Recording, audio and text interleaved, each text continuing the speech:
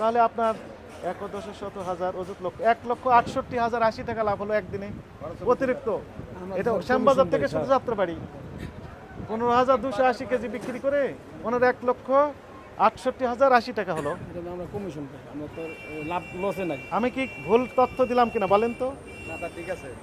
ঠিক আছে। আপনি ক্যালকুলেটর টিপেন, হুজুর আপনি টিপেন, আপনার কথা বিশ্বাসযোগ্য হবে। 56 টাকা আর 45 টাকা, তাহলে কত ডিফারেন্স? কত? 11 টাকা। 11 কত হয় পড়েন? 1,68,080 টাকা ঠিক অতিরিক্ত লাভ করলেন এক রাতে। স্যার আপনি এটা ঠিক লাগছে স্যার।